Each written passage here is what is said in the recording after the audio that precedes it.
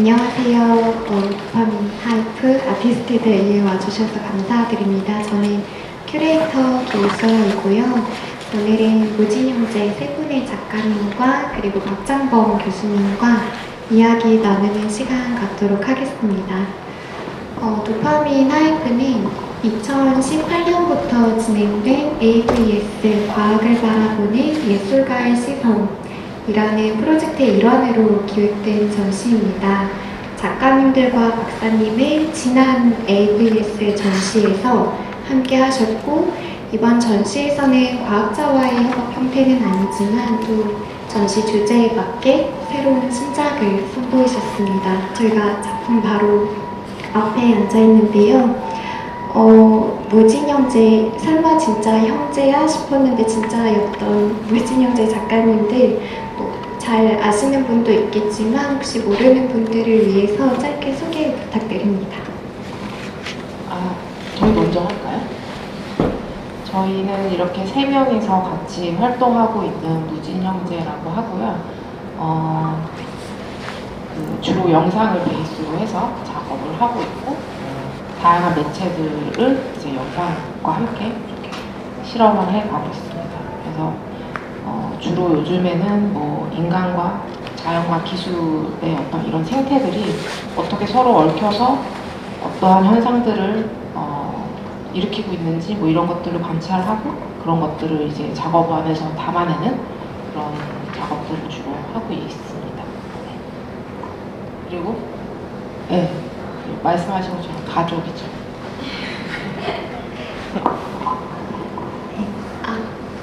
네, 안녕하세요. 저는 박창범이라고 하고요. 무진 형제들의 팬입니다.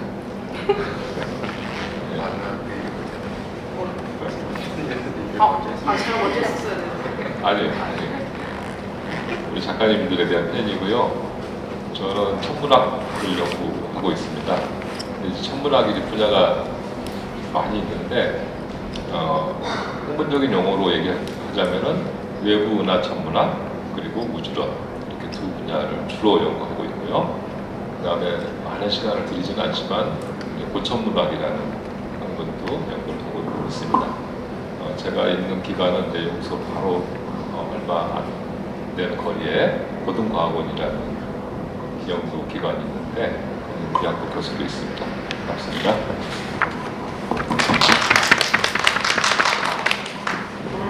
그럼 먼저 작품에 대해서 얘기를 해보고 싶은데요. 저희가 지금 뒤에 있는 드로잉 작품을 보면 저는 처음에 한 사람이 다이빙을 하고 있구나 라고 인식을 했는데, 안에 들어가서 본 드로잉은 부리가 있는 새 모습을 한 새 인간이더라고요. 그래서 왜 이런 새 인간을 가정을 하셨을까 좀 궁금했습니다.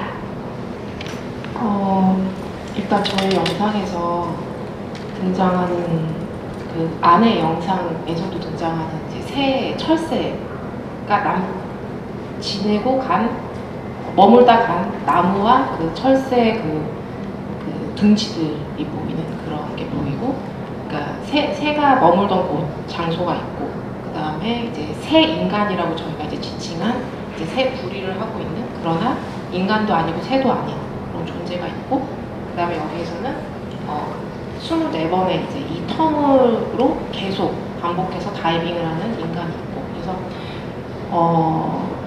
계속해서 인간이 끊임없이 다이빙을 하면서 떨어지고 올라가고 상승하고 떨어지고 이런 과정을 반복을 하면서 계속 새가 되고 싶다라는 어떤 그런 초월의 어떤 경지일 수도 있고 수행의 경지일 수도 있고, 이런 어떤 과정을 보여주면서 그 인간이지만 새가 되고 싶지만 될 수 없잖아요. 이거는 누구나가 다 알고 있는 사실이고, 새가 된다라는 어떤 이 과정이 우리가 어떠한 방향으로 가정할지는 모르지만, 아무튼 사실적으로는 우리가 될 수 없는 이 새라는 존재에 대해서 생각을 하면서 이제 새와 인간을 같이 합쳐서 만들게 된 거예요. 근데 여기에서 등장하는 인간과 저희의 새 인간과 그 다음에 영상에서의 철새는 각각 되게 달라 보이지만 연결된 하나의 어떤 인간이자 새이자 또 초월하고 싶은 어떤 존재이자 이런 것들로 이제 연결이 돼 있는 거죠. 그래서 이제 그런 어떤 저희가 생각하는 판타지의 인물인 거예요. 저 새 인간은.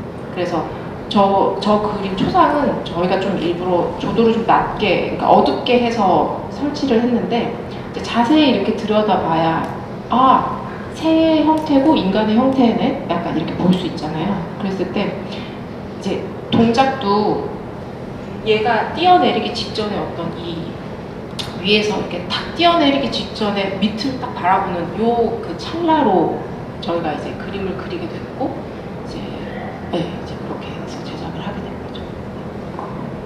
저는 딱 들어가서 저 얼굴을 마주하는데 여기서는 타인을 보는 느낌이었다가 약간 그 을을 응시하는 모습인 거잖아요. 근데 그게 마치 나 자신을 바라보는 느낌이 들기도 했거든요.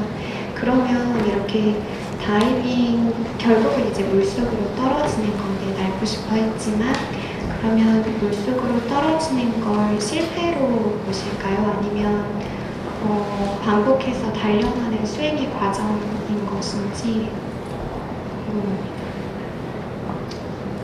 이 다이빙이 목적이 애초에 어디에 있느냐가 중요할 것 같아요. 그러니까 추락을 위한 건지 아니면은 정말 방금 얘기했던 새가 되고 싶었는데 그게 안 되니까 추락한 건지.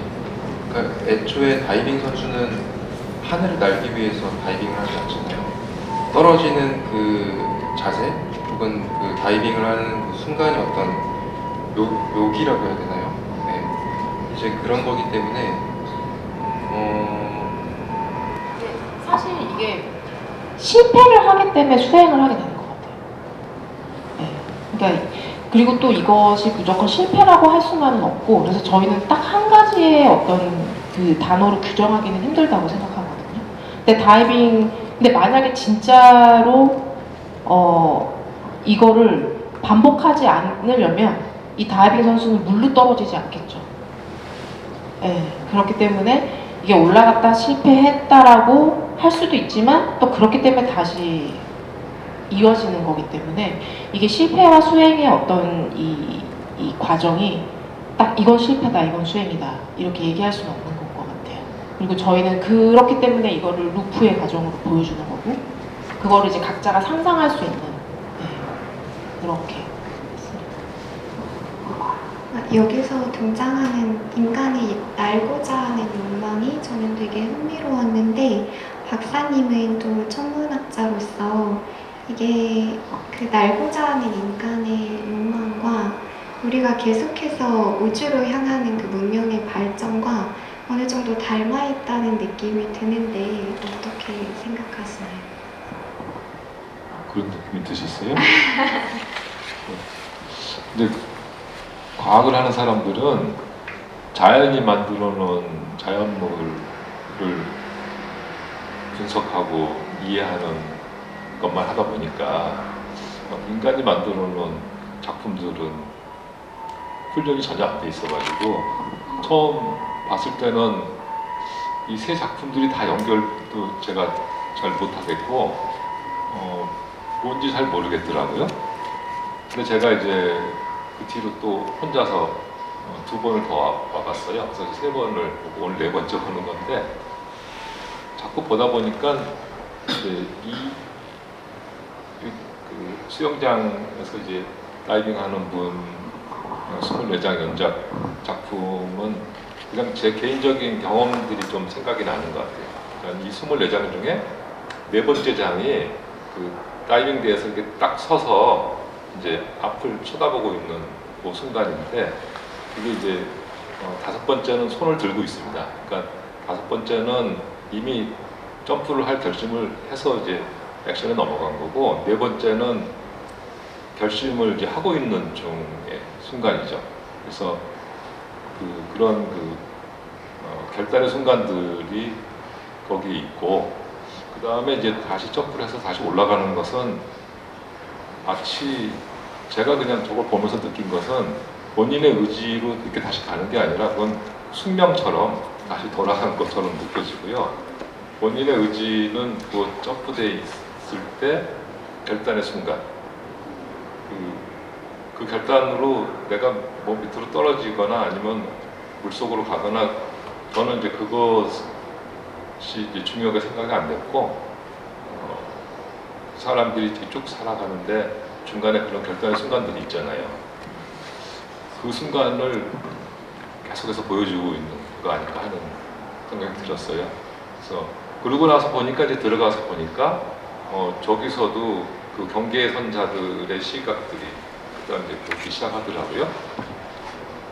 그런 느낌 그냥 받았습니다. 그러면 아까 박사님도 말씀해 주셨는데 이게 총 24장의 드로잉이에요. 그래서 24시간 이런 게 떠오르기도 하고 또 24프레임이 떠오르기도 하는데 작가님들께서 그 의미를 말씀해 주시면 좋을 것 같습니다. 네, 말씀해 주신 것처럼 24장은 우리 하루에 24시간을 일단 기본적으로 깔고 가는 거고, 영화에서의 24프레임, 24프레임을 했을 때 이제 그 매 순간을 이렇게 잘라서 우리가 탁탁탁탁 볼 수 있잖아요. 그랬을 때 그거를 하나의 루프로서 이 24개 안에서 담아서 그렇게 보여주고자 했어요. 그래서 이것이 계속 반복될 수밖에 없는 루프의 과정을 보여주도록. 그 루프가 박사님도 이게 뭔가 숙명처럼 반복되는 것 같다고 했는데 이것도 우리의 너무 자연스러운 삶을 담고 있기도 하고, 그러면 박사님께 질문을 드리고 싶은데 천문학에서도 반복되는 주기나 순환 이런 것들이 있잖아요. 그건 그 천문학에서 순환을 갖는 의미는 무엇일까요? 그 문제를 제가 30대 초에 한번 생각을 해봤었어요. 제가 잘 기억을 해보니까 30대 초에 제가 인간과 우주라는 책을 이제 쓴 적이 있는데 거기에 한 챕터가 그 천체들의 운동에 대해서 쓴 것이 있었거든요. 그때 그 챕터를 쓰면서 제가 느낀 것이 우주는 이례적인 돌이킬 수 없는 직선적인 진화를 하고 있어요. 그런데 아주 국부적으로 그 천체들이 안정된 상태를 당분간 유지하고 있는 그런 장소들이 있거든요. 그 당분간이 이제 대개 100억 년 정도 되는 건데, 뭐 한 100억 년 정도는 걔가 안정되게 버틸 수가 있죠. 근데 그 안정계를 유지하려면 반드시 반복 운동을 해야 돼요. 타원 궤도를 돈다든지, 타원 궤도를 안 돌더라도 하여튼 여러 별들이나 은하들이 서로 중력으로 묶여가지고 반복적인 운동을 계속 이제 하고 있죠. 근데 그거는 이제 한동안 얘기고 100억 년 이상의 시간이 지나면은 100억 년 전과 그 후는 굉장히 차이가 많이 나거든요. 돌이킬 수 없는 진화를 하고 있죠. 그래서 옛날에는 뭐 우주가 굉장히 뜨거운 상태에 있었고 별도 없고 은하도 없었다가 이제 한 40억 년 그 정도 기간 동안에 별이 생기고 은하가 생기고 그 은하 안에 이제 생명체도 생기고 그래서 살아가다가 이제 앞으로 1조 년 정도 지나면은 그 별을 만들고 있었던 그 물질들의 사이클이 다 지나가면서 이 별을 만들 수 있는 재료가 다 고갈이 돼요. 그럼 이제 앞으로 한 1조 년 되면 이제 한 사이클을 돌고 100조 년이 되면은 완전히 고갈이 됩니다. 그 얘기는 뭐냐면은 은하에 있는 모든 별들이 불이 꺼져요. 은하가 사라지는 건 아니지만 빛을 내는 별이 없어지는 거예요. 그리고 어느 날 되면 이제 그것도 다 이제 블랙홀로 변하고, 블랙홀이 10의 100승령 정도 되면은 이제 다 증발해가지고 우주에 아무것도 안 남게 되죠. 그러니까 굉장히 긴 시간 규모로 보면은 우주는 다시는 뒤로 돌아가지 못하는 이례적인 진화를 하고 있는데, 한 100억 년 정도의 사이클로 보면은 어떤 한 시스템이 잘 유지되는 그런 기간이 이제 있고, 그게 현재예요. 그리고 우리 지구도 마찬가지고 태양계도 마찬가지고, 그래서 우연히 이제 1년에 달이 한 12번 뜨고, 또 우리가 그걸 이제 24절기로 나눠서 쓰기도 하고 그러잖아요. 보름씩 가지고. 그래서 한 개인이나 국가나 또 태양계 여러 천체들의 운동 이런 것이 반복성을 갖고 있어서 짧은 인생을 사는 인간의 입장에서는 우주가 반복적이고 순환적인 것처럼 보이죠. 그렇지만 이제 길게 보면은 이례적인 그런 운동을 하고 있죠. 그래서 제가 볼 때는 인간이 무한을 표현하는 방법은 이 사이클이니까 그 사이클 방식으로 예술성 있게 이제 표현할 수도 있고 하는데 과학자 입장에서 봤을 때는 그건 좀 짧은 순간의 얘기다 이렇게 생각이 들었습니다. 그러면 저희가 이제 그 전에 작가님들이랑 박사님이랑 얘기를 했을 때 경계라는 단어를 또 말씀을 해주셨는데 그 우주에서도 경계, 예를 들어 대기권이나 그 블랙홀을 말할 때 얘기하는 사건의 지평선 같은 개념이 있잖아요. 네, 그런 것도 되게 특별한 의미를 갖는 것 같은데 이 작품들을 보면 뭐 상승과 추락 사이에 있다든지 이 영상을 보면 재난과 그걸 지켜보는 군주 이런 경계선 상황이나 존재들이 있는데 그런 그 경계에 있는 존재가 우주에서 갖는 의미 그런 게 있을까요? 너무 추상적일까요? 이제 인간적인 그 입장하고 자연의 입장을 섞으라고 말씀을 해주시니까 좀 어려운 과제이신데 그냥 저는 약간 인간적인 관점에서 말씀을 드리면은 이제 경계선 그 상황에서 사람들이 느끼는 감정들이 꼭 한 가지는 아니겠죠. 그래서 저 불구경하고 있는 영상 얘기를 하시면서 이제 이쪽에 불 안 난 지역에 있는 아파트에 사는 사람들의 시각을 얘기해 주셨는데 거기서는 그럴 것 같아요. 내가 저기 있지 않아서 참 다행이다. 그리고 나하고는 무관한 일이다. 이런 여러 가지 생각이 있을 수 있는데 이제 꼭 불은 아니어도 경계에 서 있는 사람들이 또 반대 감정을 가질 수도 있겠죠. 그러니까 이렇게 저쪽이 굉장히 부자 동네라든지 아니면 여기는 뭐 지저분하고 아름답지 않은데 굉장히 아름다운 데가 있다든지 그러면은 거기를 동경하는 그런 상황도 있겠죠. 그리고 그 경계 자체가 굉장히 중요한 의미를 갖는 그런 경우가 있겠죠.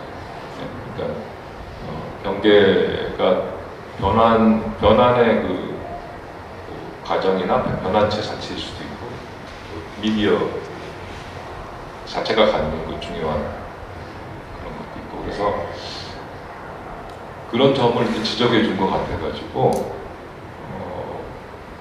그러니까 그것을 우주에다 적용하라고 하면은 제가 어떻게 할지 잘 모르겠는데 우주의 역사에서는 우주에 있는 물질이 뭐냐에 따라서 그런 그 상변화가 생긴 시점들이 있어요. 중요한 시점들이.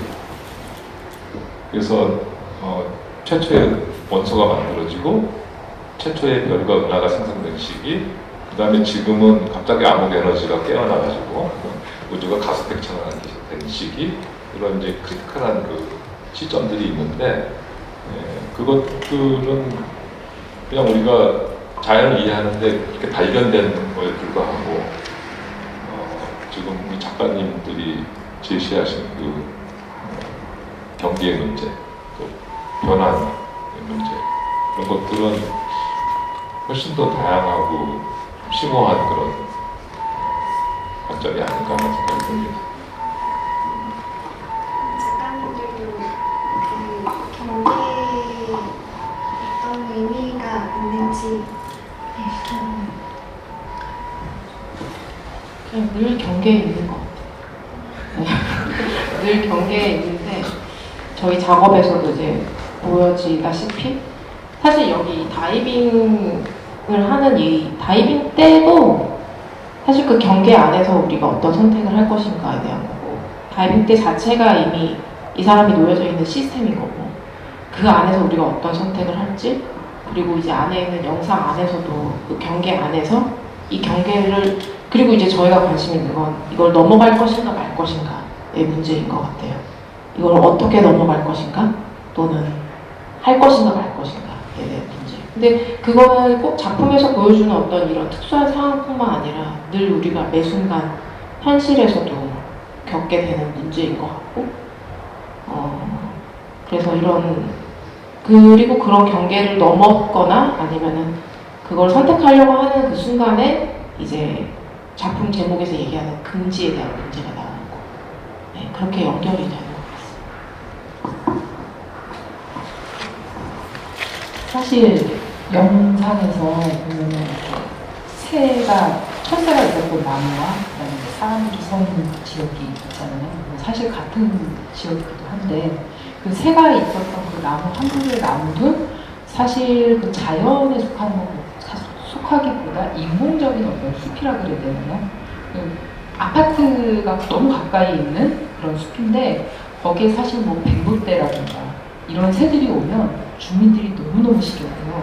왜냐면 그 새들의 어떤 살아가는 방식 자체가 이 경계를 넘어버려요. 즉 사람들의 어떤 편안한 아파트 생활에 이 새들이 내뿜는 어떤 악취, 깃털, 여름만 되면 문을 열 수 없을 정도의 어떤 불쾌함을 주는 그런 것들이 있더라고요. 그래서 그 경계에 대해서 저희가 좀 생각을 해보면 실제 살아가는 데 있어서 그런 지점들에 대해서는 되게 많이 저희가 좀 생각을 하면서 작업을 했던 것 같아요. 저 숲은 과연 누구 것인가라는 저건 자연인가? 아닌가? 아니 자연도 아니고 어떤 인공도 아닌 어떤 애매한 지점에 있는 숲에서 살아가는 어떤 새? 왜 새냐고 아까 전에 여쭤봤을 때도 저희가 그런 의미에서 공생하고 있는데 아파트 베란다 난간이나 이런 데 자꾸 까치가 집을 짓고 아파트 가까운 인공숲에 자꾸 새들이 이렇게 살면서 막 똥을 싸고 나무를 죽이고 막 이런 것들의 어떤 그런 묘하게 인간도 새도 자연도 인공도 아닌 어떤 지점에서 되게 경계에 서 있다는 좀 생각이 좀 들어서 저 두 개를 같이 담아냈던 게 처음에 사실 의도였었고요. 네. 그래서 어떻게 보면 작업 과정 자체도 저희 진짜 경계에서 작업을 시작한 것 같아요. 왜냐면 저희 맨 처음에 이렇게 작업을 지금 딱 이 포맷으로 의도하고 작업을 하진 않았거든요. 원래는 이제 백로를 되게 다큐멘터리적으로 잡으려고 했었어요, 영상에서. 그래서 저희가 이제 백로를 잡으려면 영상으로 담으려면 그 이케아 고양이 이케아 옆에 백로가 사는 숲이 있어요. 서식지가 있어요. 이제 거기를 갔는데 저희가 너무 늦장을 부린 거예요. 백로가 다 떠났어요. 봤을 때. 진짜 다 떠나가지고. 근데 저희가 이제 멘붕이 온 거예요. 이제 백로가 이제 GPT에 물어보고 재미나이한테 물어보고 백로 어디 갔어? 막 물어보니까 남쪽으로 갔대요. 저희가 정말 남쪽으로 갔어요. 바로 그 다음날 고속도로 타고 순천만 습지까지 내려갔고 그 순천만 습지 근처에도 방금 전에 얘기했었던 그 아파트 단지 옆에 숲이 있는데 인공숲이라고 해야 되나? 바로 대나무가 엄청 많은 이제 인공숲이 있는데 거기가 원래 백로 서식지에서 되게 유명한. 근데 걔네들도 다 떠나버린 거예요. 한 두세 마리 남았나? 네, 근데 이제 차마 또 들어갈 수는 없는. 네, 그래서 이게 울타리가 엄청 높게 쳐놓은 거예요. 이제 백로가 넘어오지 말고 이렇게 경계의 선을 만드는 거죠. 작업 과정도 그랬던 이렇게 수고스럽게 작업을 하시는 제가 몰랐는데 네, 그 어디지? 동남아시아 쪽으로 갔다 그래가지고 저희가 그쪽으로 가야 되나 비행기 타야 되나 약간 이랬는데 비행기 예매해야 되나? 가도 못 볼 확률이 높다고 이제 GTP가 얘기해줘가지고 포기하자 그거. 다시 이렇게 약간 방향을 바꾸자.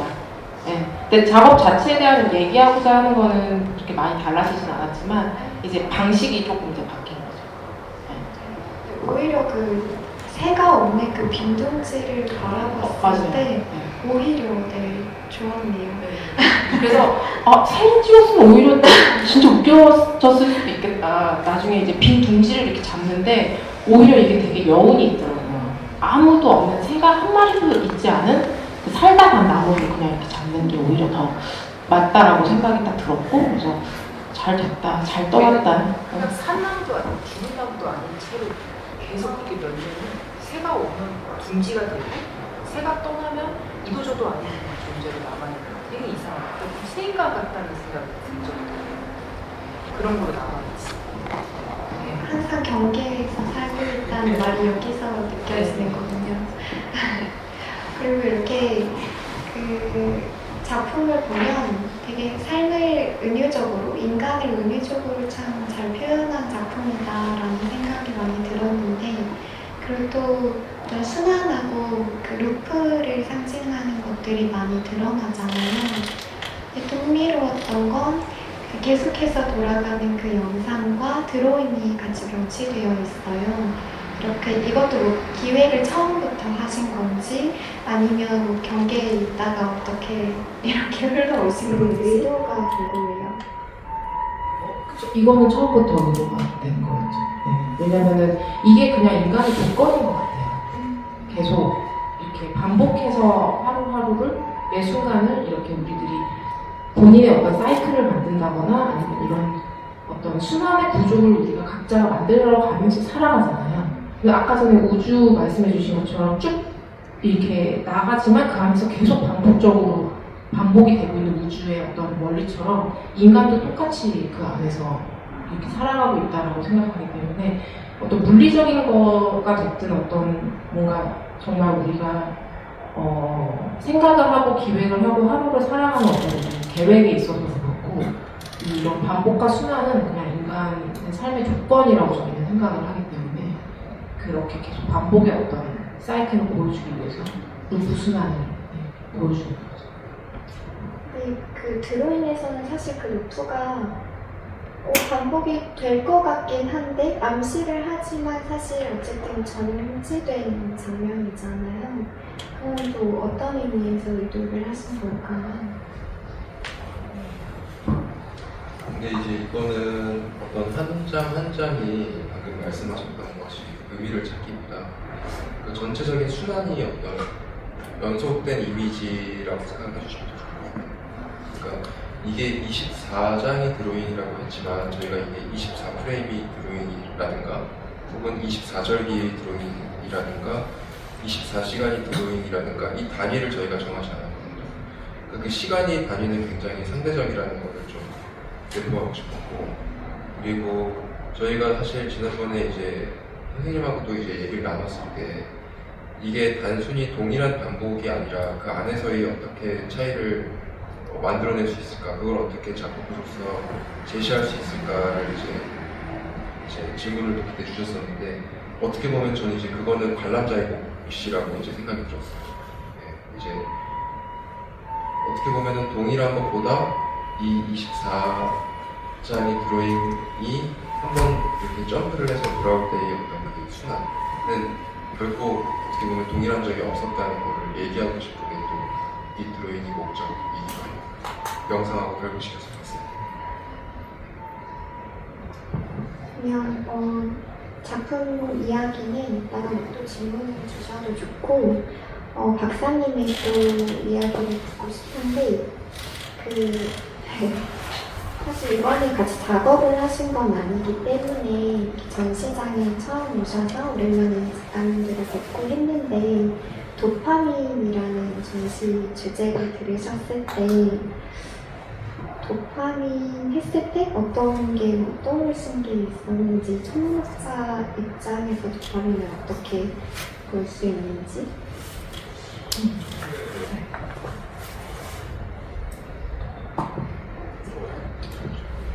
저절로 꺼지나 봐요. 처음에 도파민이라는 단어를 들었을 때는 우리가 자주 듣는 단어지만 한 번도 자세히 생각해 보지 않는 단어가 아닌가 생각이 들어서 근데 이제 예술 하시는 분들도 그렇고 과학자들이 도파민의 보상을 염두에 두면서 활동한다는 그런 뜻으로 얘기하는 것 같아가지고 처음에는 좀 마음에 안 들었어요. 우리 그렇게 그런 동기로 활동하지 않는데, 근데 이제 잘 생각해 보면은 그 생각이 확실한지는 자신이 좀 없어지기는 해요. 그러니까 이제 과학자들이 어떤 연구 주제를 생각해내고, 그다음부터는 굉장히 과학적인 방법을 좀 이제 연구를 수행을 하는데, 처음에 내가 이런 연구를 해야겠다 하고 그 주제를 선택을 할 때, 내가 이걸 하면은 나중에 과학적 발견이나 아니면 뭐 상을 받거나 뭐 그런 보상을 받을 걸 염두에 두고 하는 건 아니잖아요. 그러면 왜 그 많은 주제 중에 내가 여기에 관심이 있을까? 그거 잘 모르겠어요. 제가 평생 동안 많은 논문을 쓰고 많은 사람들하고 공동연구를 했지만 매번 연구하고 있는 큰 주제들 중에 각 주제들의 처음 시작은 그냥 알 수 없게 궁금해진 그런 이유로 시작이 됐단 말이에요. 근데 그 지적 호기심의 발동이 파고 들면은 그런 욕구에 의한 것이라고 얘기를 누가 할 수는 있겠지만, 그걸 하고 있는 과학자들한테는 나는 그런 욕구 때문에 한 건 아니라는 생각이 이제 듭니다.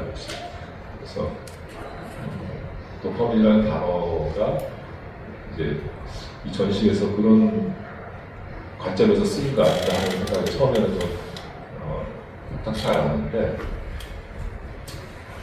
네, 이걸 통해서 여러 작가들이 이렇게 또 그 과학자나 공학자들이 협업을 할 수 있게 된 거에 대해서는 좋게 봅니다. 큰 마무리를 이렇게 지었습니다. 저는 사실 천문학을 또 잘 모르기 때문에 천문학이라고 하면 뭐 별자리 아니면 우주 탐사 이 정도가 떠오르는데, 근데 사실 역사적으로 보면 아주 오래전부터 인간은 항상 하늘 혹은 하늘 너머를 궁금해하고 또 경외하고 그랬잖아요.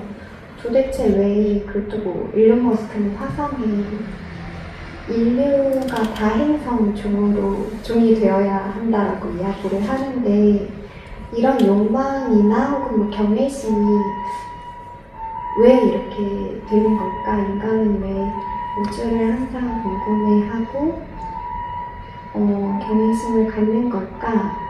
또 본능과 관련이 있는 걸까? 이런 물음표가 계속 뜨더라고요. 박사님은 어떻게 생각하시나요? 아무리 질문해도 답이 안 나오는 질문 같은데요. 그냥 인간의, 사실 저는 인간에만 듣고 싶지 않은데, 왜냐하면 이제 제가 키우는 강아지들도 그런 면이 있거든요. 그러니까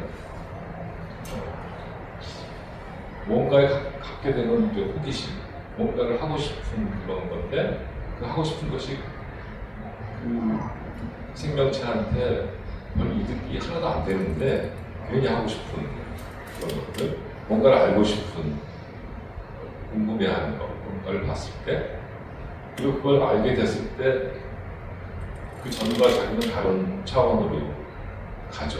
그게 꼭 성장의 개념은 아니고 계속 변화하는 그런 존재로 진행이 되는데, 그거에 대한 속성이 있는 거 아닌가. 생명체가 가지고 있는 속성 중에 하나가 그게 아닌가. 모든 생명체로 갈수록 이제 그게 좀 더 있고, 그러니까 그 모든 생명체를 아우르는 속성은 예를 들어서 자기 복제를 한다든지 주변에 자극에 반응을 한다든지 뭐 그런 세 가지 정도의 이제 활동을 하지만, 모든 생명체로 갈수록 점점점 거기에 추가로 자기한테 손해가 되든 득이 되든 간에 자기 생명 연장에 되든 간에 쓸데없이 보이는 그런 활동을 한단 말이에요. 과학자들이 하고 있는 것들도 좀 그런 것 아닐까 하는 생각이 듭니다. 그래서 그걸 이제 철학적인 용어로 제가 표현할 수는 없지만은, 그리고 결국에 가면은 그 근원의 욕망이 있는 거라고 얘기할 수는 있겠지만은, 저는 그것을 욕망이라기보다는 이제 모든 생명체의 속성이라고 생각이 듭니다.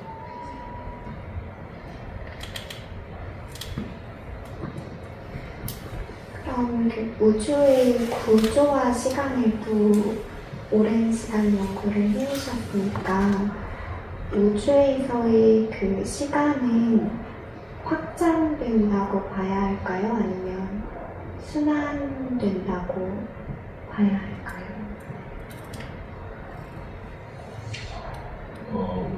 제가 아까 이제 말씀드린 것처럼 우주는 돌이킬 수 없는 변화를 겪으면서 진화하고 있다고 말씀드렸잖아요. 그러니까 시간의 순환 개념은 그 안정기를 유지하고 있는 천체들이 순환 운동을 하기 때문에 그 순환 운동을 이용해서 우리가 시간의 단위를 만들어서 사용하고 있는 거고, 이제 우주 전체의 역사로 보면은 우주는 그냥 직선적인 이례적인 시간이 흘러가고 있죠. 그래서 그 시간은 공간에 존재하고 그 안에 있는 물질의 존재나 변화를 다 한꺼번에 같이 변화시키고 있어요. 그래서 시간은 그냥 시간이 확장된다는 개념은 조금 제가 이해를 좀 못하겠고, 하여튼 시간은 직선적으로 흐르고 있습니다. 저도 이제 잘 모르는지라 좀 추상적인 질문을 드렸는데, 다시 그러면 작가님들로 돌아와서 사실 이 제목의 의미를 좀 다시 묻고 싶은데, 금지라는 단어를 사용을 하셨어요. 근데 그 금지를 들었을 때 이게 어떤 자부심의 긍정적인 의미보다는 되게 그런 느낌은 아닌 거죠. 묘한 느낌이 들었는데, 금지란 단어를 왜 쓰셨을까? 이걸 좀 이게 제일 핵심 메시지인 것 같은데, 그 의미를 좀 전해주시면 좋겠습니다. 약간 뭐 아주 자부심이라든가 뭐 이런 거에 의한 그런 어떤 금지는 아니었고요. 한편으로는 안도하면서도 한편으로는 뭔가 이렇게 뒷모습을 보여주는 사람들의 마음을 생각을 해보면, 한편으로는 안도하면서도 한편으로는 이 어떤 거대한 시스템 속에서 어쨌든 나는 오늘 망하지 않고 살아남았다라는 약간 그 아큐전의 아큐 같은 그런 마음도 좀 있는 것 같기도 하고, 뭔가 되게 복잡한 어떤 그 살아남은 자들의 어떤 마음, 그런 것 같기도 하고요.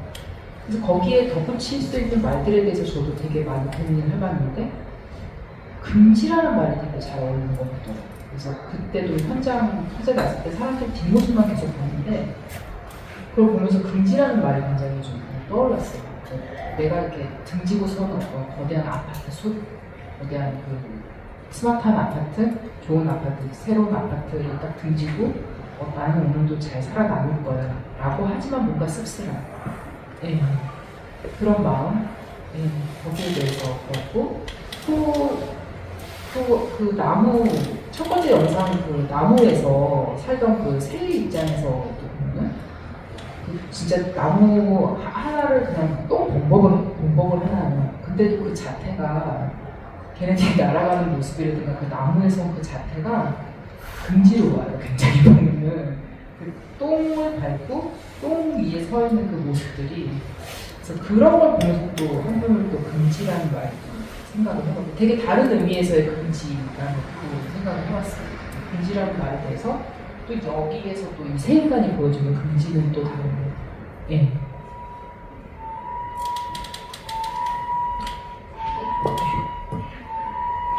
이게 어쨌든 주제가 도파민이었으니까 경계란 단어도 그렇고 되게 양가적인 것들이 많이 나오는데 여기서 작가님들이 생각하시는 도파민이란 어떤 의미였을지가 궁금한데요.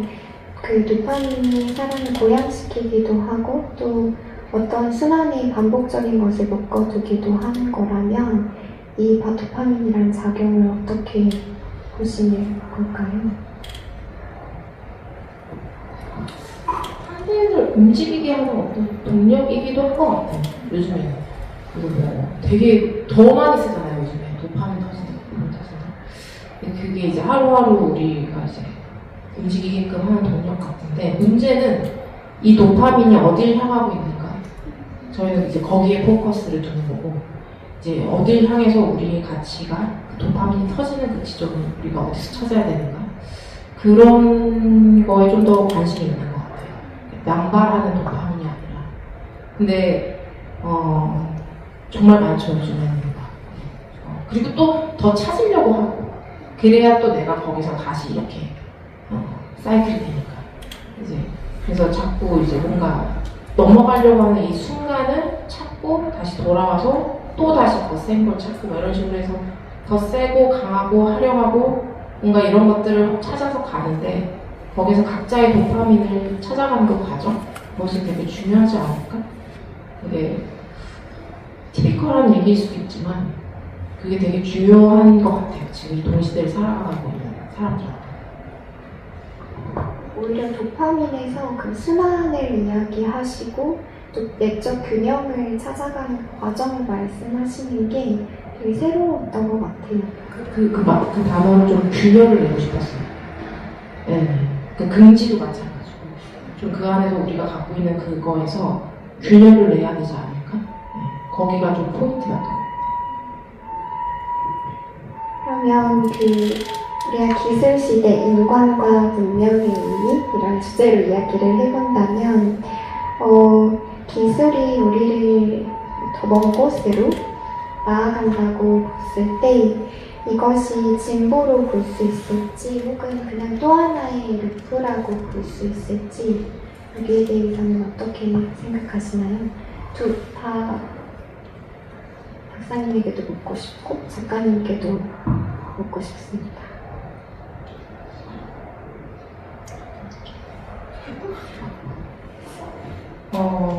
진보이기는 하죠. 근데 저희가 요즘에 느끼는 거는 이제 가장 큰 이슈가 AI 이슈잖아요.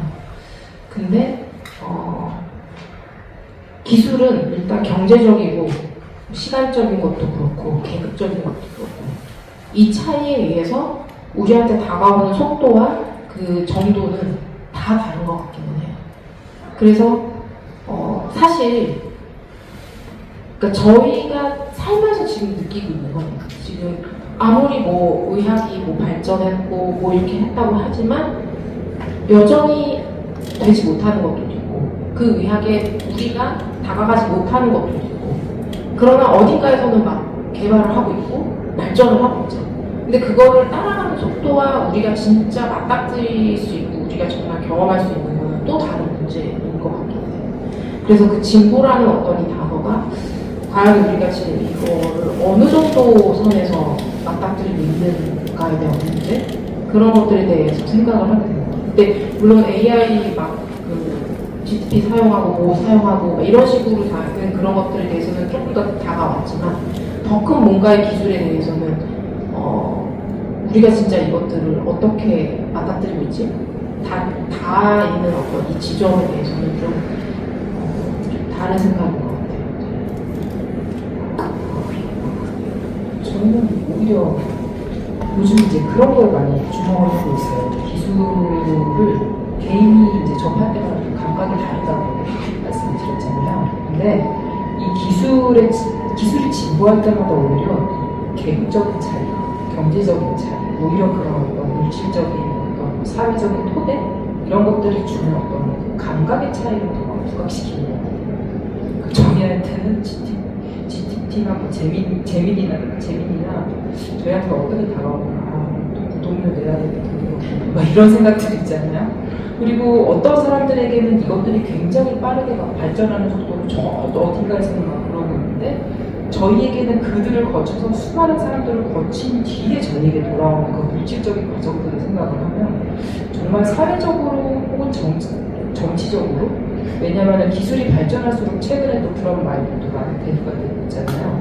그 테크노파시즘이라는 말도 미국에서의 그런 것도 그렇고 그래서 되게 오히려 기술의 진보한 모습 그 단면만을 보여주는 것이 아니라 오히려 그걸로 인해서 발견될 수 있는 어떤 사회적인 격차라든가 인식적인 어떤 차이들 이런 것들을 더 많이 비춰주는 것 같아서 그런 점에서 저는 오히려 더 흥미롭게 좀 바라보면서 생각을 하고 있습니다. 특정한 어떤 분야에서는 AI나 어떤 기술의 발전을 너무 강조하다 보니까 기존에 이것들이 갖고 있는 히스토리, 역사성을 완전히 무시하면서 오히려 더 이것들을 부정하면서 더 없애버리는 상황도 오고 있는 것 같아요. 근데 이거는 정말 큰 사회적인 문제라고 생각하거든요. 그러니까 이게 같이 가야 되는데 지금 AI를 더 이렇게 하다 보니 기술을 더 이렇게 하다 보니까 얘네들이 지금 다 부정이 되는 어떤 상황? 지금 사실 그런 분야들이 좀 몇 분야가 있어요. 근데 이거는 정말 큰 사회적인 문제고 이 밸런스를 지금 못 맞추고 있는 것 같아서 이것이 과연 진보라고 할 수 있을까? 라고 저는 생각이 들어요. 밸런스의 문제가 되게 중요한데 지금 다 눈이 멀어가지고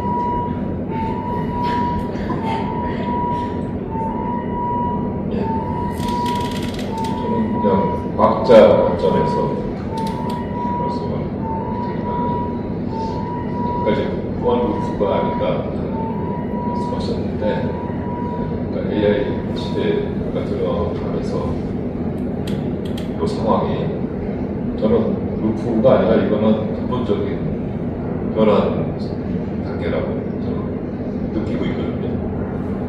그래서 이 작품에서도 저는 순환 구조가 저한테 강하게 와닿는 것보다는 저 별단의 순간에서 네 번째 상황 그 순간이 저한테 굉장히 강하게 인식이 됐고 그런 상황 중에 하나가 지금 AI 시대에 진입하고 있는 우리 모두의 상황이 저런 순간이 아닐까 하는 생각이 듭니다. 제가 딱 65년 하고 지금 2달을 더 살았는데요. 지금까지 제가 느낀 그 사회 변화 중에서 가장 격렬하게 변화하고 있는 순간이라고 저는 생각을 합니다. 여러 가지 차이가 있는데 그 차이가 발생한 거는 사실은 돌이킬 수 없는 이 정보와 데이터의 쉐어가 점점 많아지고 걔네들 사이의 연결이 점점 촘촘히 되면서 그 연결을 가지고 연산하는 속도가 점점 빨라져서 생기는 문제거든요. 문제라고 변하잖아요. 근데 그것은 돌이킬 수가 없고 계속 그렇게 가지고 간다는 거죠. 근데 이제 과거에도 그렇게 해서 왔었는데 지난 한 60년 정도 그렇게 왔었는데 지금 갑자기 변화가 생기는 것은 인간이 그 교육을 받고 연구를 하고 하는 그 과정 중에 어떻게 해야 된다는 그 방식이 완전히 바뀌고 있거든요, 지금. 근데 지난 65년 동안에는 그게 안 바뀌었어요. 그 정보의 퀄리티나 수준은 굉장히 높아져 왔지만 그 방식은 바뀌지 않았다는 거죠. 굉장히 이제 간단한 예를 하나 들면은 제가 학생으로 있다가 연구원이 됐다가 교수가 되고 이제 과정을 가잖아요. 그러면은 교수가 딱 되는 순간 제가 모르는 것을 누구한테 물어볼 수가 없어요. 제가 모르는 것은 제가 스스로 공부를 하거나 데이터를 찾거나 아니면 실제로 내가 해보거나 해서 내가 알아서 나한테 뭔가를 듣기를 기대하는 사람들한테 전달해 주는 거죠. 근데 재작년부터 내가 물어볼 좋은 데가 생긴 거예요. 그리고 작년부터는 정말 유용하게 제가 뭐든지 물어봐도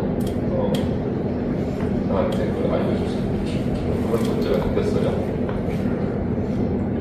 이게 교육 현장에서 좀 다르지 않을까시피 지금 어떻게 교육을 해야 되는지를 전혀 갈피를 못 잡고 있습니다. 전세가. 그래서 연구 방식도 지금 근본적으로 바뀌고 있고요. 이 AI라고 하는 툴이 제가 볼 때는 2년 정도만 있으면 툴이 아니게 될 거예요. 주체가 될 거예요. 교육의 주체, 연구의 주체가 되고 자기가 연구 주제를 찾아내고 그걸 해결하는. 그러면 그 상황에서 우리가 교육을 어떻게 할 거고 연구를 어떻게 할 거냐에 대한 개념이 지금 하나도 정리가 안 돼요. 있는데 상황은 그렇게 가고 있어요. 지금 2년 뒤면은 지금하고 완전 다를 거거든요. 2년 전에는 저는 AI를 안 쓰고 있었어요.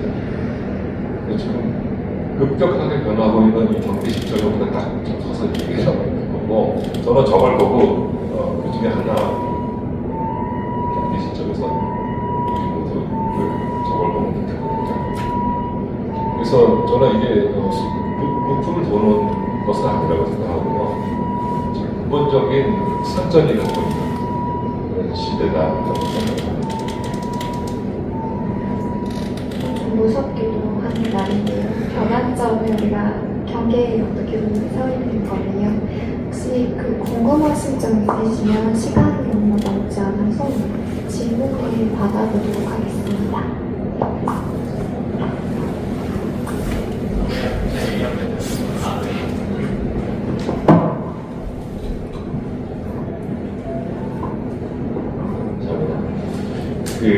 그러니까 저희 토크를 좀 들으면서 이제 제 나름대로 좀 질문하고 싶은 게 있어서 이렇게 시작했습니다.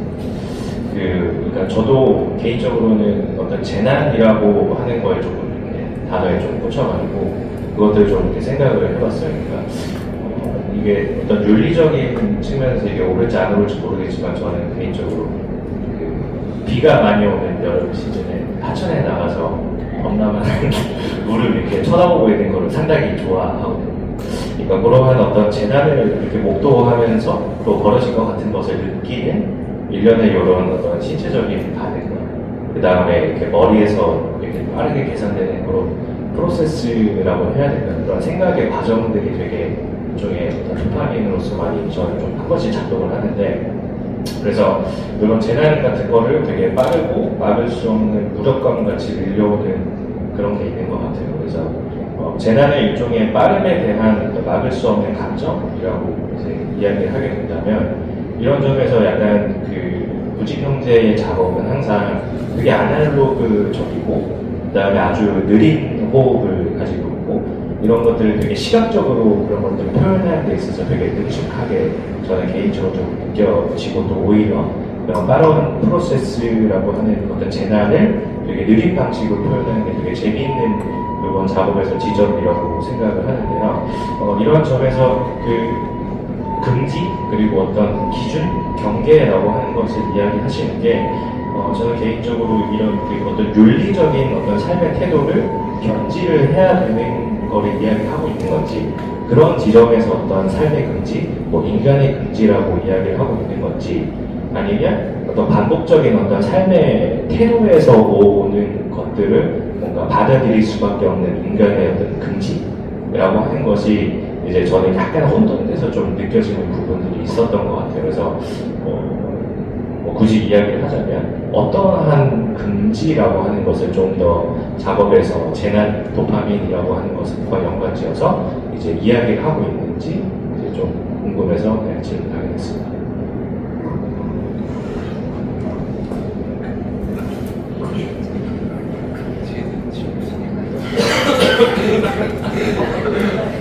아니 근데 다 맞아요. 저희가 하나의 금지로 딱 포커스를 맞춘 게 아니라, 우리가 뭔가 재난의 어떤 상황이나 이런 걸 봤을 때 우리가 느끼는 금지의 이 갈래가 다 다르기 때문에, 근데 그 부분을 되게 정확하게 저는 되게 짚으신 것 같거든요. 그래서 질문 들으면서 그 금지 제대로 다 해석을 여러 갈래 해석을 다 해주셨네라고 생각이 들었고, 그래서 메인 질문이 뭐죠? 메인 질문이 뭐였죠? 저는 이게 딱 두 가지로 나눠져 있어서 어느 한 측면을 담당하고 있는지 아니 그렇지는 않았고 말씀 주신 것처럼 그 금지의 다양한 되게 아이러니한 어떤 그 경계에서 사람들이 느끼는 금지의 어떤 다양한 면을 담으려고 했는데 그걸 맞게 봐주셨고 그리고 말씀해 주시면 처음에 말씀하셨던 그 재난을 되게 빠르고 어떻게 보면은 되게 순간적으로 우리가 빨리 캐치를 해서 이렇게 돼야 되는 어떤 그 상황 자체가 되게 빠르게 들어가는데 무진영제의 작업은 되게 속도가 느리잖아요. 근데 거기 저희는 약간 그런 것 같아요. 그 안에서 뭔가 하나를 잡고 싶은 것 같아요.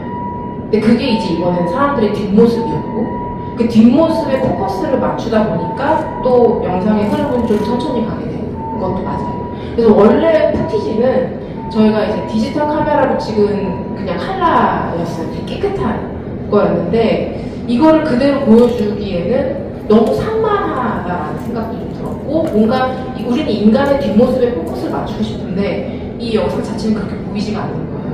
그래서 이제 다시 이거를 슈퍼 8mm 필름 카메라로 복사 촬영을 한 거예요. 그래서 이제 오히려 조금 빈티지한 느낌이 나지만 그거를 다시 채도를 확 낮추고 사람들의 뒷모습에 좀 더 포커스가 탁탁탁 될 수 있는 어떤 상태로 다시 바꾼 거죠.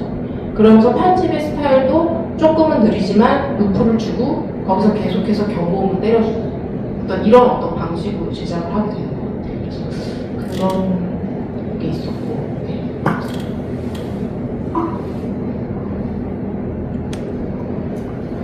질문 있으시면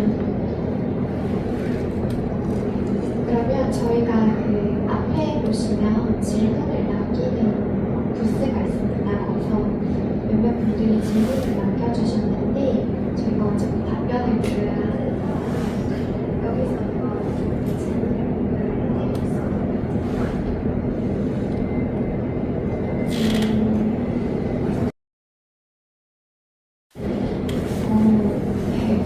과학과 예술은 사람에게 다가가기 위한 메시지를 전하기 위한 도구가 되어야 할까요? 아니면 그 자체로 목적이 되어야 할까요?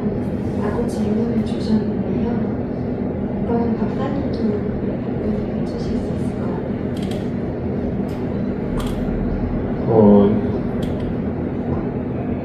마치 한 가지 답이 있는 것처럼 이렇게 질문이 되어 있는데 사람들은 다 자기가 맡은 몫이 다르잖아요. 그러니까 저는 과학자하고 예술가는 이런 그 전달의 다른 사람한테 전달하고 영향을 미치는 목적으로 자기 활동을 할 필요 없다고 생각을 합니다. 자기가 원하고 재밌어하고 하고 싶은 거 하면 되는 거죠. 근데 그것을 이제 전달을 하고 교육을 하고 그런 사람들은 따로 있는 거죠. 교육자일 수도 있고 사회운동가일 수도 있고 그런 사람들이 이제 맡을 몫이 되겠죠. 그리고 이제 우리 큐레이터 선생님들이나 그 미술관 갤러리 이런 분들이 또 그런 역할을 맡아주시고 근데 그냥 하시고 싶은 거 하고 계신 거 아니에요? 맞아요. 예, 저도 그냥 제가 재밌어서 하는 겁니다. 제가 고등학교 때 은하의 형태가 어떤 곳은 나선은하고 어떤 곳은 타원은하고 이제 그렇잖아요. 근데 그런 궁금증을 가지고 있었어요. 왜 쟤네들은 이런 모양 저런 모양 이렇게 모양이 다를까? 그래가지고 대학 들어가서 물어봤더니 교수님이 모른대 왜 그렇게 됐는지.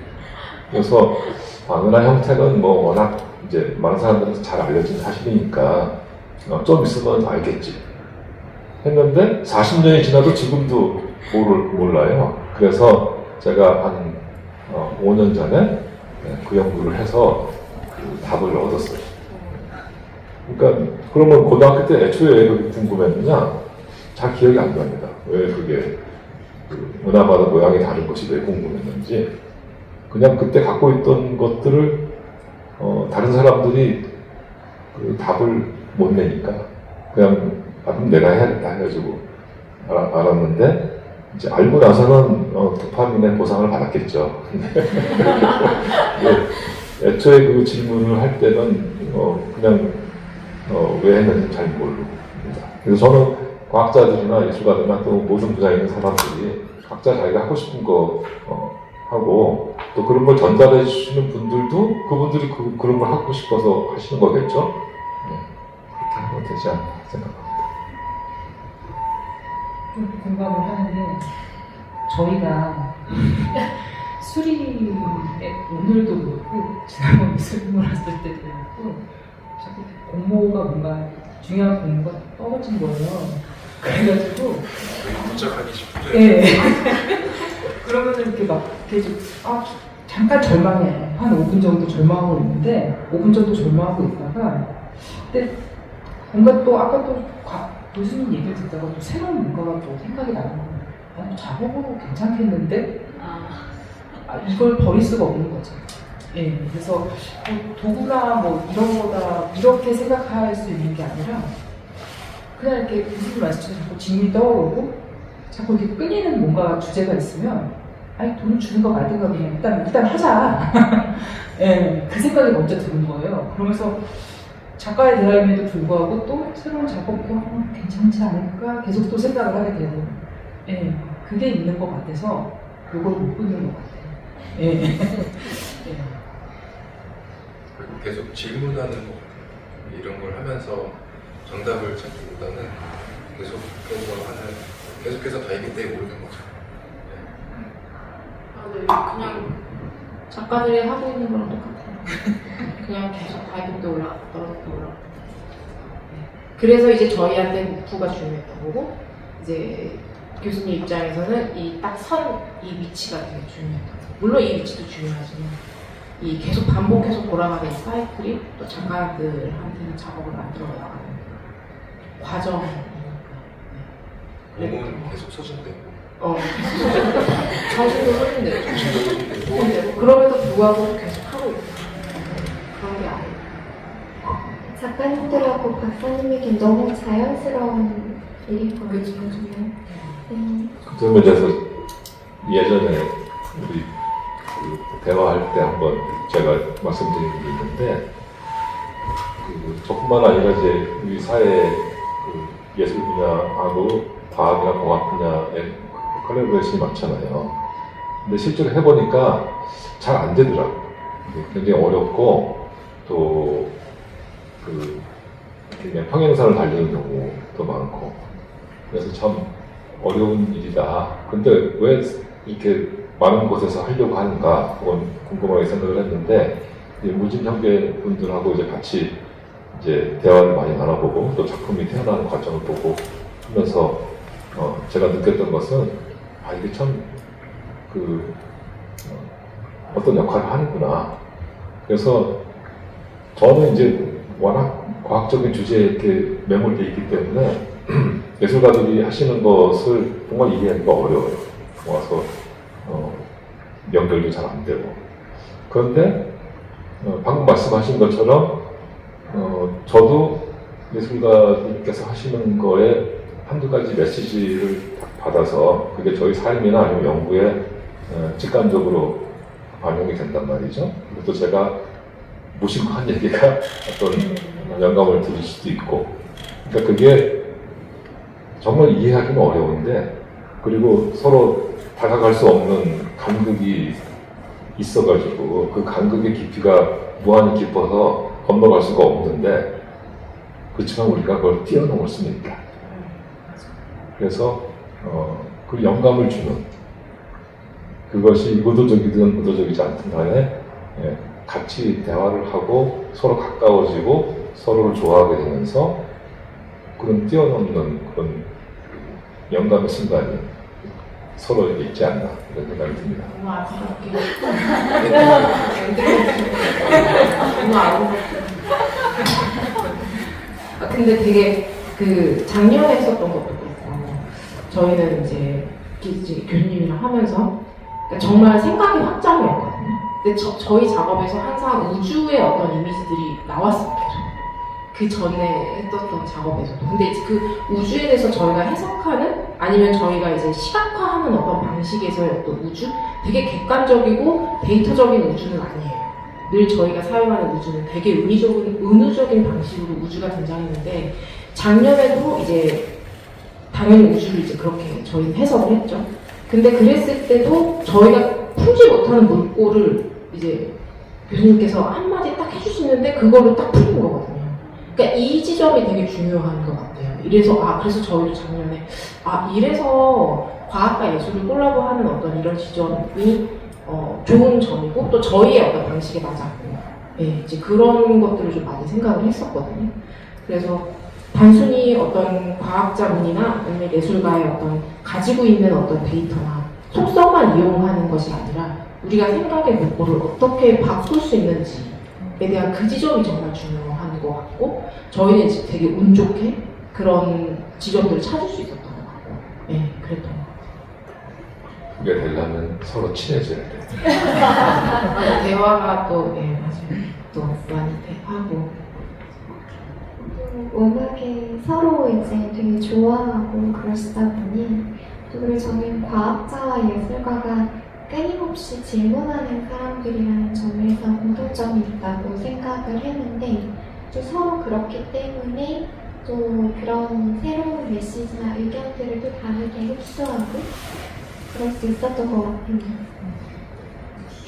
그러면 혹시 마지막 질문 있으시면 제가 하겠습니다. 마지막 질문은 제가 드리고 제가 좀 커뮤니페이퍼가 많습니다. 그래서 좀 정신이 없었는데 마지막으로 그러면 예술가와 과학자가 모두 미래를 그렇게 생각을 미래를 또 상상하는 사람들이라고 생각을 했는데 그렇다면 두 분은 지금 우리가 인간이 문명이 어디로 향하고 있다고 느끼시는지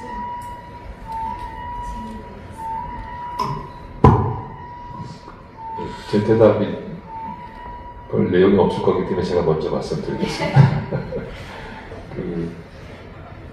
현대 서양 과학은 미래를 별로 관심 있어 하지 않아요.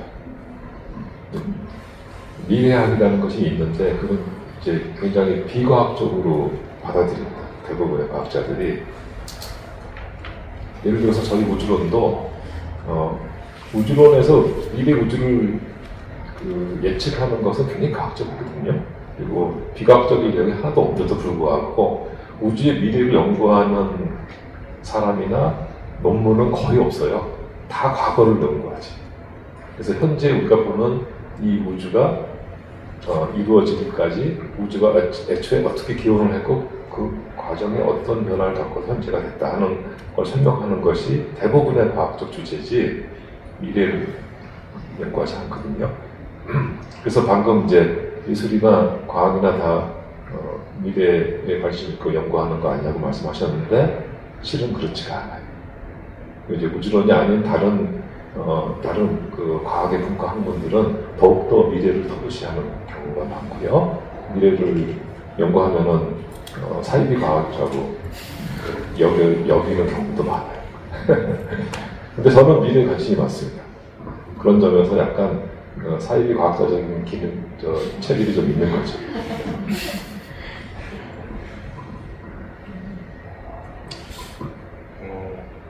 저도 뭔가 미래에 대한 얘기를 하기보다는 그러니까 지금 다 우리가 같은 길을 걷고 있다고 생각해요.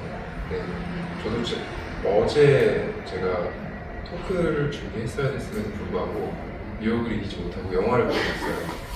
근데 딱 그 영화가 방금 질문하신 거에 대한 답같이 느껴지거든요. 그 시란트라는 영화인데 이게 이제 동시대 문명과 우리가 어떻게 나아가야 할 길에 대해서 제시해주는 어떻게 보면 되게 잔혹하고 그럼에도 불구하고 나아갈 수밖에 없는 어떤 그런 진보적인 그런 이야기들이 있는데 거기에 이런 길이 있어요. 그러니까 질문에 맞는 내용인지 모르겠는데 그러니까 운명과 길이라는 관점에서 비춰봤었을 때 이 글을 한번 들어봐 주시면 좋을 것 같은데 영화의 시작에서 이런 글이 나와요. 천국과 지옥을 잇는 가느다란 알이 그 길은 머리카락보다 가늘고 칼날보다 날카롭다. 이게 이제 영화를 여는 거거든요. 그러면서 영화가 끝나면서 이제 기찻길이 보이고 이제 우리가 앞으로 나아가야 될 길에 대해서 보여주지만 스포는 아니고요. 네, 아무튼 이제 그런 어떤 운명 이런 거에 대해서 생각하게 되는 것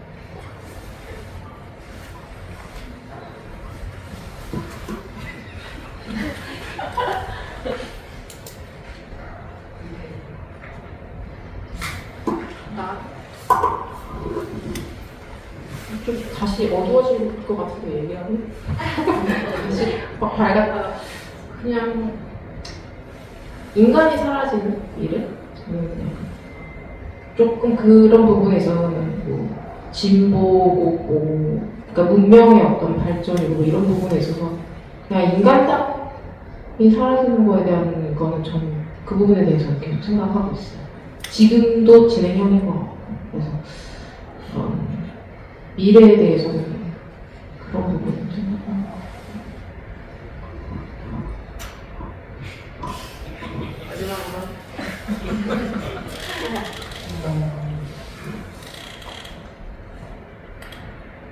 사실은 이 작업, 이 드로잉을 하면서 이 반복의 끝이 어딜까, 이 순환의 끝이 어딜까라고 생각을 했을 때 결국은 죽음이 아닐까라는 생각을 했어요. 내가 죽으면 아무 소용이 없지 않나. 이게 끝나는 건데 언젠가는 끝이 나는 어떤 결말?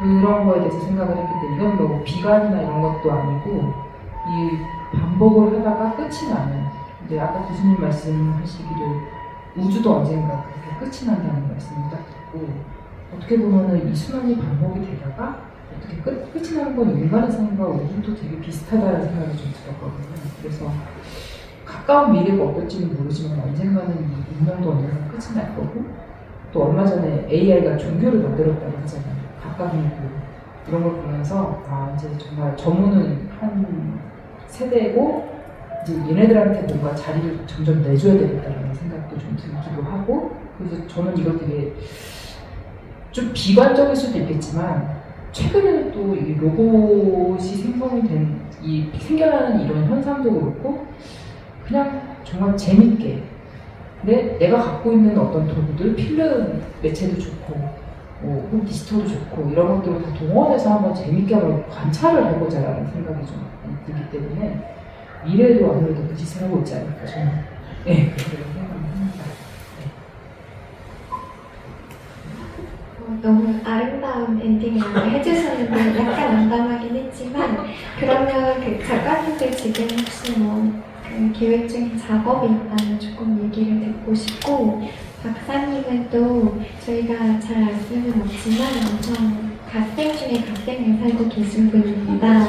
혹시 연구하고 계신 거나 요즘 또 탐구하고 계신 게 있다면 어떤 게 있을지 궁금하네요.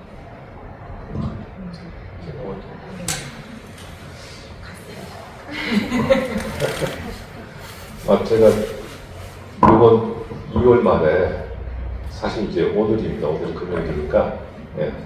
오늘 동명태에 갑니다.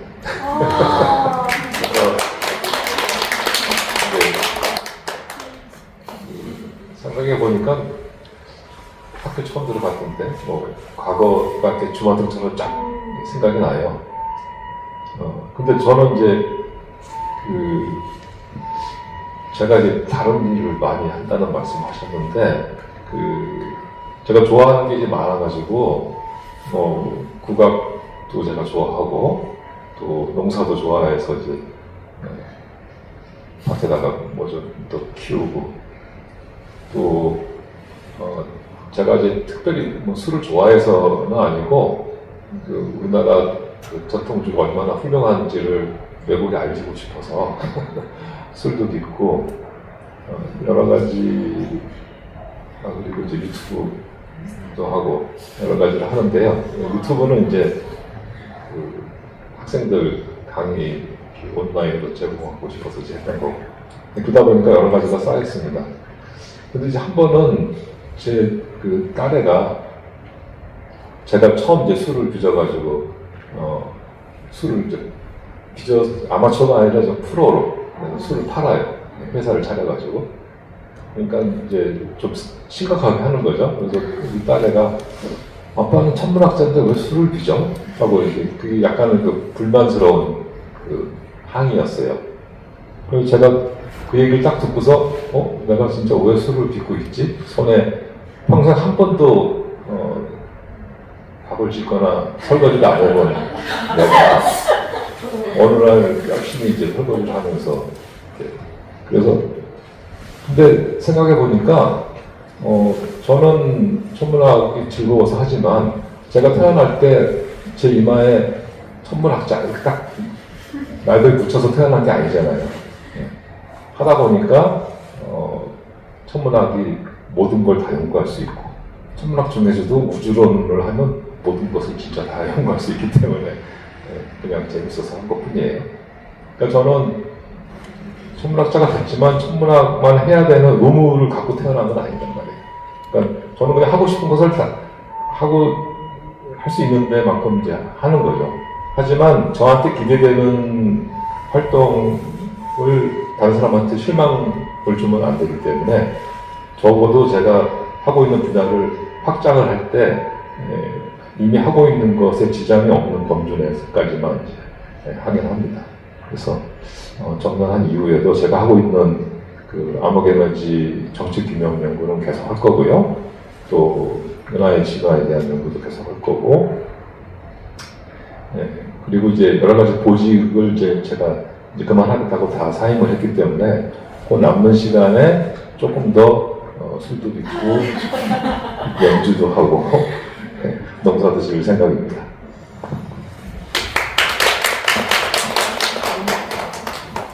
저희는 지금 장편을 하나 만들고 있는 게 하나 있고요. 이제 그 장편을 올해 상반기에 마무리를 하는 게 이제 저희 목표고, 그다음에 이제 전시는 이제 서서미술관이 개관을 합니다. 그래서 이제 거기에서 태각이라는 작품으로 저희가 이제 참여를 하게 됐는데, 이 태각이라는 작품이 저희가 10년 전에 정말 그 무진영기 시작하면서 그때 이제 초반에 했던 작업인데 어르신분들하고 워크샵을 해요. 그래서 그 워크샵을 통해서 저희가 그 어르신 본인의 태몽을 여쭤봐요. 네, 그래서 본인의 태몽이 무엇이에요? 그래서 그러니까 남들한테 누군가한테 들은 본인의 태몽. 그래서 그거를 알려주시면 저희가 이제 그 태몽에 관련된 이야기, 그분이 살아온 어떤 삶의 이야기, 그런 것들을 다 채집을 하고, 그분이 이제 태몽에서 나오면 태몽에 왜 과일도 나오고 뭐 집도 나오고 여러 가지가 나오잖아요. 그런 것들을 이제 간략하게 그려주시면 저희가 그걸 가지고 태몽 도장을 만들어요. 그래서 이제 그 도장이 전시가 돼요. 또 이런 과정이거든요. 그래서 이게 워크샵, 참여자분들의 워크숍을 통해서 제작이 되는 전시까지 이어지는 어떤 이런 건데, 이제 서서미술관에서 이제 금천구에서 계시는 어르신분들하고의 10년 만에 저희가 다시 시작하게 되는 태몽 그 태각 작업을 이제 전시를 하게 됐고, 이제 이 전시를 좀 지금 한참 준비하고 있는 단계고요. 그래서 이제 이런 전시가 있고, 이제 장편이 나오면 그 장편은 이제 좀 천천히 저희가 이제 오픈을 할 수 있을 것 같아요. 네, 아직은 제작 중인 상황.